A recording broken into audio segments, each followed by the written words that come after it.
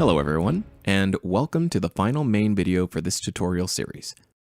Today, we're talking about final polish, general automation tips, and how to construct a basic mastering chain to give that last little bit of professional clarity and loudness to your template.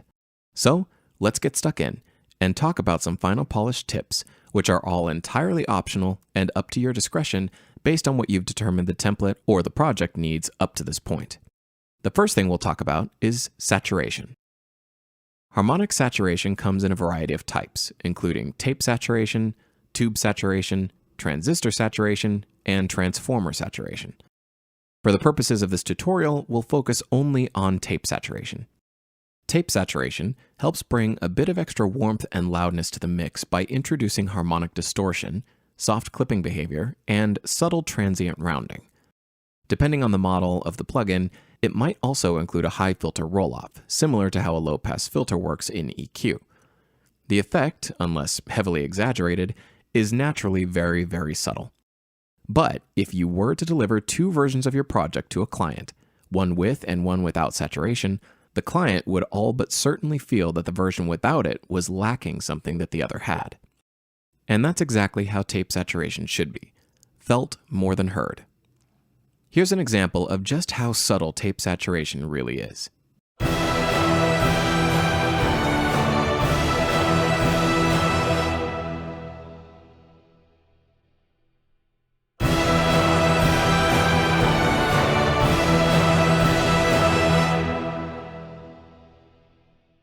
If you were listening through good speaker monitors or high-quality headphones, you may have noticed that there was a tiny extra something on that second listen. And for those who have heard actual magnetic tape recordings, you may have noticed something familiar. When applied to either the group track or the stereo output, tape saturation can provide a little bit of glue for the mix, which helps to add a bit of character which a purely clean mix otherwise would lack. Let's talk about transient shaping. As the name implies, these tools help shape and add emphasis on transients. And as you might expect, it's most commonly used on instruments with sharper transients, like percussion. You can apply transient shaping using a variety of techniques, including slow attack compression, parallel compression, subtle saturation or soft clipping, or envelope shaping and editing. Today, we'll focus on a dedicated transient shaping tool. This tool adds a little bit of gain to the initial transient and applies a bit of compression to the sustain of the envelope. This pulls focus to the transient itself and helps push it forward in the mix. Using it can give a bit of a snap on the instrument as well, depending on your settings. Take a look.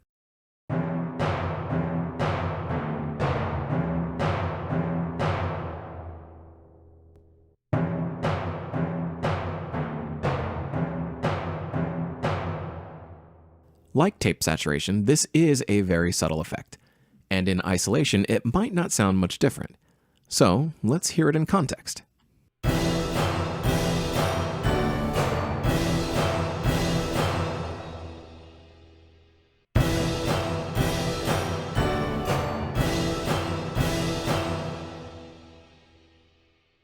Were you able to hear the timpani just a tiny bit better that second time?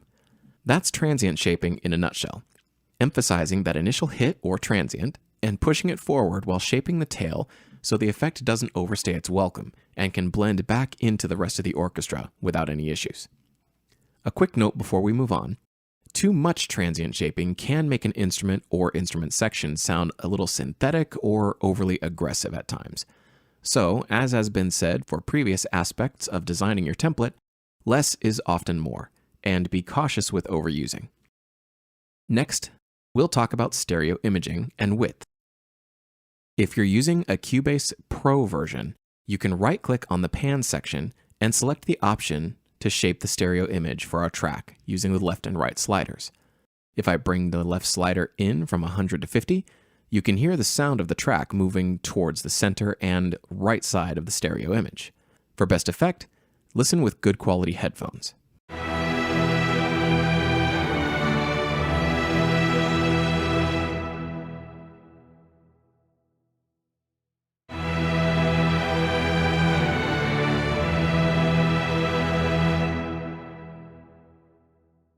This effect in an orchestral context is typically something we don't need to worry too much about, as many VST makers pre-pan the instruments to their standard concert positions. For example, the first violins are heard mostly on the left, while the cello and contrabass are heard mostly on the right. However, you can adjust this by removing any pre-panned settings in the instrument player and setting them all to the center of the image so they're in full stereo. And if desired, you can always adjust their position using the trick I just showed you, or by using standard panning or panning with automation. Alternatively, you can use plugins to position them as well, or even narrow and widen their sound. Here's an example.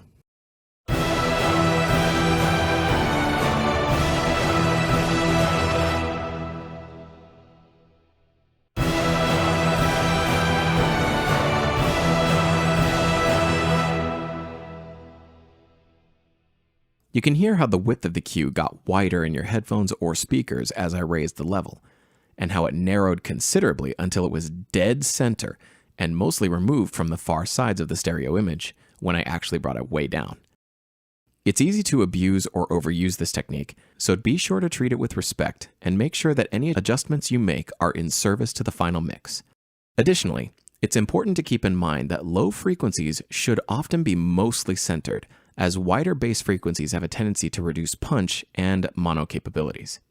I'd recommend that you always check your mix in both stereo and mono as you work on stereo widening effects. If you lose too much of something when moving between them, you know it's time to make an adjustment. Next, let's take a look at gain staging. A good mix should sound good before it ever reaches the mastering stage. If you ever heard someone say, "We'll just fix it in post," they probably aren't going to make it very far. In some cases, a truly well put together mix might not need much mastering at all. And that's going to be our goal with this template. I want the final mix of the template to stand on its own, while the master adds just a touch of extra spice, rather than creating a massive difference when the effects are turned off. Next, master chain has to do a lot of work in order to bring the sound where you want it to be. Chances are your mix is lacking something, and you might want to go back and rethink it. Gain staging always starts in the instrument player. In the case of this example template, that would be the Opus player. If instruments are too loud from within the player, they'll be too loud to do anything with later, which reduces their dynamism.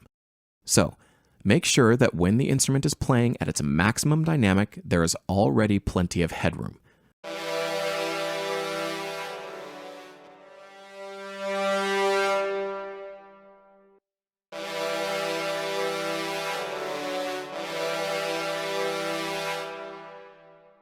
If you're peaking right out of the gate from the instrument player, there's nowhere for you to go.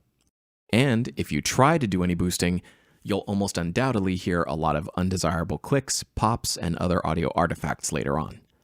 In my personal opinion, and based on my experimentation during the course of building this tutorial video series, -6 to -10 dB seems to be a generally okay volume range to aim for when the entire orchestra is playing in tutti at max dynamics. If you venture too far above that, then you run the risk of clipping when you add saturation, compression, or any other mastering plugins which unify or shape volume and dynamics later on. The next step of gain staging will likely be on the instrument track itself, where you can see a volume slider. Additionally, if you're in Cubase Pro, you have the option to check the pre section and add further gain there. And finally, if you add any extra effects like compression or mastering plugins like a maximizer, then you'll also be able to add gain there. But just to reiterate, it always starts from the instrument player. Now, let's talk about reference tracks. Though they're not exactly used by everyone all the time, they are nevertheless a very important part of this industry process, and are used throughout almost every genre and practice imaginable. For example, if the piece provided as a reference is heavily compressed and your client wants you to reproduce that sound, then you're going to know right off the bat that you're going to have to be mimicking the techniques used to achieve that effect. If the reference track was largely clear with lots of peaks and valleys, then you're going to want to make sure to use very little to no compression in your own project in order to match that effect. If you think your template can do without a dedicated reference track set up and ready for future projects, feel free not to include one. But for the sake of this tutorial series, I'll add an audio track near the top of the template and label it simply as ref track. This is about it for polishing tips. So far, everything we've done has helped shape the sound of the template, and now we're going to be changing focus on things which will help to bring it more to life. First, we'll look at automation, which is exactly as its name implies. You make edits to controllable parameters, which automatically follow those edits as the track plays. Volume, dynamics, or sometimes even effects like EQ and reverb can all be automated within your DAW. For this tutorial, we'll look primarily at volume and dynamic automation, as they're the two most important things to be aware of and comfortable with as a composer. In Cubase, I can click this little drop-down triangle here at the corner of the instrument track to open an automation lane below it. Also, a nifty little feature, this lane is adjustable in size, allowing you to be a little bit more precise and accurate with your adjustments. Alternatively to this, I can open up the MIDI region of the track and select channel volume from this lower section of the piano roll window. Any adjustments made to either of these lines will alter the volume of the track. Take a listen.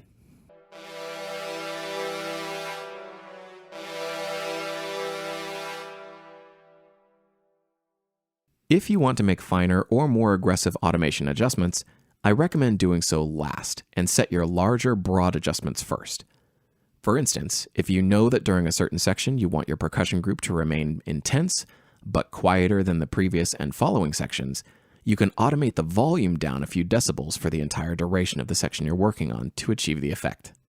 Then, within that section, if you need to make other fine adjustments, you can zoom in and be a little bit more aggressive with them, depending on the needs of the track and project. Dynamics are a similar story, but you're going to be making a lot more of them than you would with volume. And the reason for this is achieving realism. For most VSTs, dynamics are controlled via the mod wheel on your keyboard or your MIDI controller surface faders. Let's say I want the first violins to swell here. I can draw in a swell like so. And take a listen to what it does.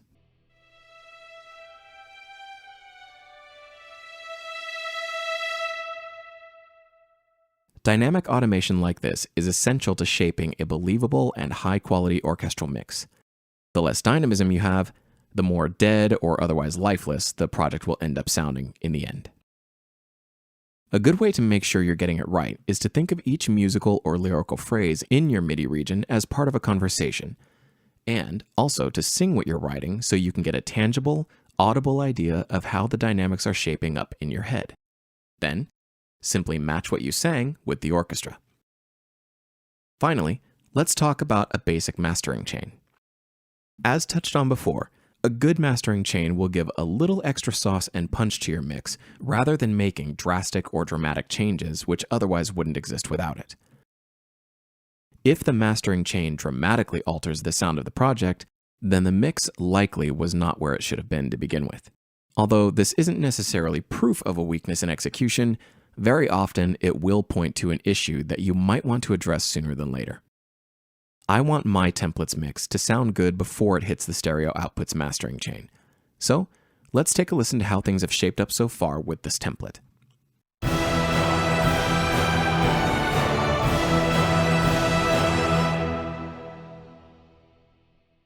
All in all, and if I may say so myself, I think it sounds pretty damn good given the tools we're using. It's already nice and loud and hovering around an average volume of -8 to 10 dB, which leaves me with a bit of headroom, and still sounds full and well balanced with the instruments singing nicely together and no significant competition or clashing going on. Still, we can push things a little bit farther. I'll start by going to my group tracks and add the Magneto 2 tape saturation to every single one of them, and set the amount to around 40. That might sound like a lot, but take a listen.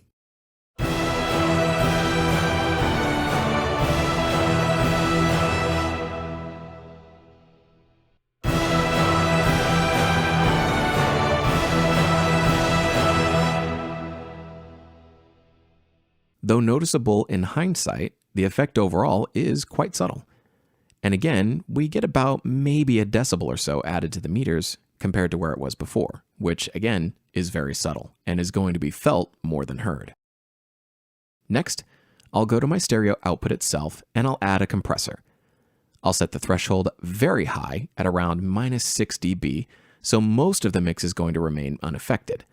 But the few times it spikes above that threshold of -6 dB, the signal will be compressed down.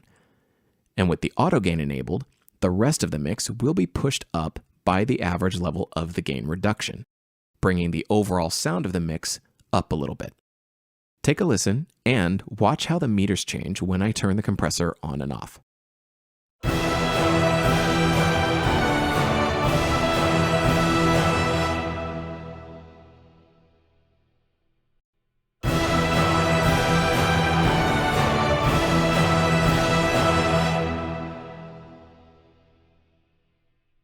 It's a tiny boost in volume to be sure, but it's definitely enough to get us up around -6 dB, a touch closer to 0, or unity gain as we call it.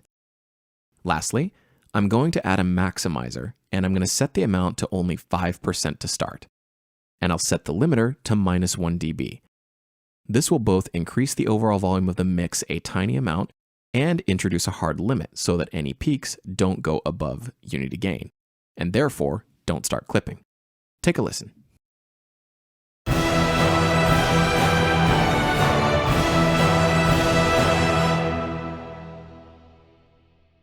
Now we're hovering around -3 dB for the majority of our peaks. Every now and then it spikes above it a little bit, but otherwise it would very likely have been a complete peak, resulting in audio pops and cracks if we hadn't set both the compressor and maximizer as we did. Listening back, thankfully there are no clicks or pops, so our output is clear, loud, and still full of life and warmth. Let's turn the mastering plugins on the stereo output off and see the before and after in full context.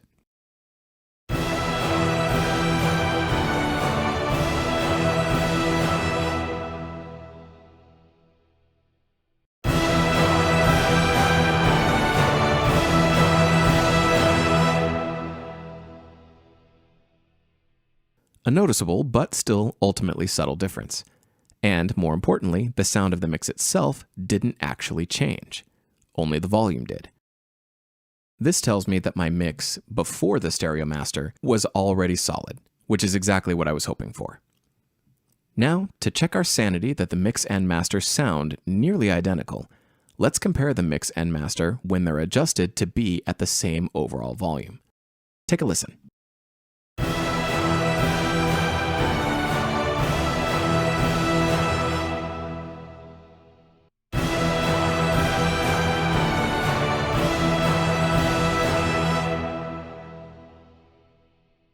Based on what I'm hearing, my sanity is currently still intact, if even only just a little bit.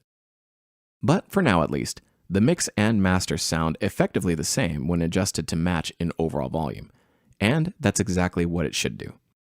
Remember, a truly balanced and clean mix will sound mastered, or very close to it, before it ever reaches a mastering chain. And the mastering chain itself will just add a touch of volume and maybe one or two very subtle extra pinches of spice, which the average listener won't be able to hear, but will be able to feel in the final result. This brings us to the end of this video. As promised in the intro video of this tutorial series, I'm making this exact template for Cubase Pro available for you via a Google Drive link provided in the description of this video. I've altered the plugins to Cubase native plugins, so you can download and open the project without any irritating notifications of not having the same plugins that I do. So long as you have the East-West Composer Cloud or are in possession of the Hollywood Orchestral Libraries, you'll be able to use this template right away. Feel free to replace any of those stock plugins with your favorites and alter them as necessary to achieve your desired sound. This template is your playground, and I encourage you to experiment with it. A great template will provide you with a logical and consistent starting point for all your musical goals and projects. And with any luck, I've been able to use this tutorial series to give you the tools you need to take that next step towards finding yours.